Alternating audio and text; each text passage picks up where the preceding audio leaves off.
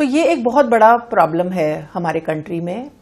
आज ही एक स्टडी छपी है and as per that study 4.9 million cases होते हैं हमारे एनुअली ऑन एन एवरेज, जो कि बहुत बड़ा नंबर है। और इसमें से 7-8 हज़ार लोगों की डेथ हो जाती है because of not getting right treatment. अब मोस्टली जो है हमारा ट्रीटमेंट काफ़ी सालों से एक ड्रग्स हैं फ्लोरोक्विनोलोन्स, उनसे ट्रीट किया जा रहा था। पर फ्लोरोक्विनोलोन्स बहुत मिसयूज हुई एज अ रिजल्ट। जो अभी टाइफॉइड है वो फ्लोरोक्विनोलोन्स को रेजिस्टेंट हो गया है।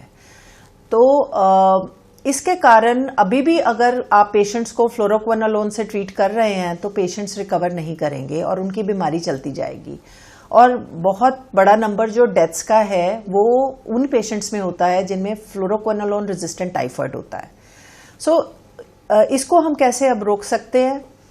टेस्टिंग नहीं होती हमारे यहाँ, और प्रॉब्लम ये है कि मार्केट में एक भी अच्छा टेस्ट नहीं है जो कि हम टाइफॉइड के लिए यूज कर सकें। वडाल टेस्ट जो है वो ICMR की जो लिस्ट है of essential diagnostic list recommend नहीं करती, फिर भी वो हो रहा है।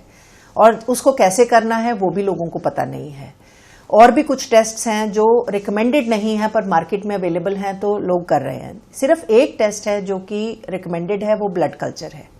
प्रॉब्लम ये हो जाती है कि पेशेंट को बुखार आया, पेशेंट एंटीबायोटिक ले लेते हैं। जब वो एंटीबायोटिक लेने के बाद ब्लड कल्चर के लिए ब्लड का सैंपल देते हैं, वो नेगेटिव आता है। तो कभी प्रॉपर डायग्नोसिस टाइफॉइड का हो ही नहीं पाता। तो डॉक्टर्स भी टाइफॉइड को ब्लाइंडली ट्रीट करते हैं। पहले कुछ दिनों के लिए फ्लोरोक्विनोलोन्स दे देते हैं, फिर उनको जब पता चलता है कि अच्छा पेशेंट इंप्रूव नहीं कर रहा, फिर दूसरी ड्रग्स देते हैं। तो इसलिए जो पेशेंट की रिकवरी है वो बहुत एक्सटेंड हो जाती है और कॉम्प्लिकेट भी हो जाता है। कभी कभी टाइफॉइड फिर एडमिशन करना पड़ता है। सो इसलिए टाइफॉइड को बड़े अच्छे से डायग्नोज करने की और ट्रीट करने की जरूरत है। Ma'am, can a person get typhoid again and again? That means री इन्फेक्शन? हाँ।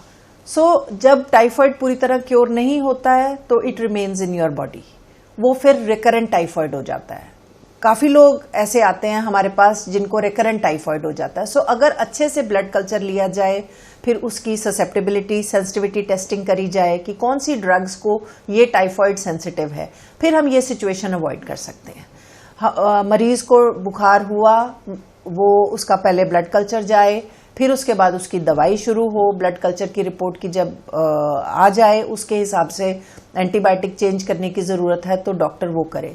सो ICMR से जो हम हर साल रिपोर्ट पब्लिश करते हैं उसमें हम ट्रेंड और पैटर्न देते हैं कि आजकल ड्रग रेजिस्टेंस का क्या ट्रेंड चल रहा है।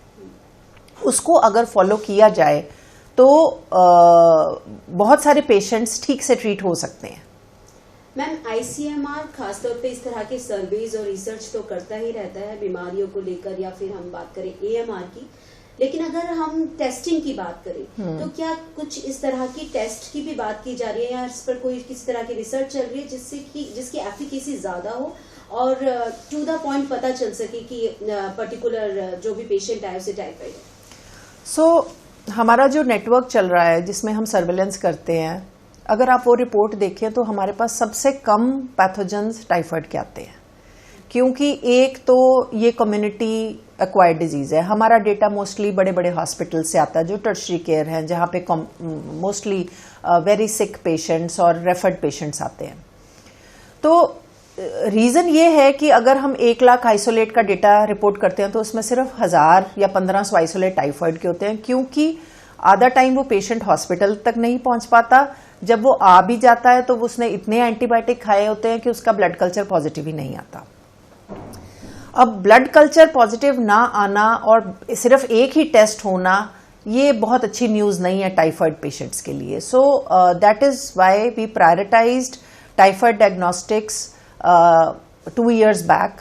अभी हम 4 ऐसी टेक्नोलॉजीज को फंड कर रहे हैं जिनका कि इस साल में हमें पता चलेगा कि वो whether they can be developed into a full fledged test.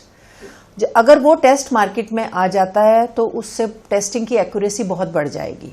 वो हो सकता है इतना सस्ता ना हो जितना वडाल है या कोई और टेस्ट हैं, पर उससे एक्यूरेसी बहुत बढ़ जाएगी और हम जो है एक सही आंकड़ा भी दे सकेंगे कितने पेशेंट्स को एक्चुअली टाइफॉइड होता है।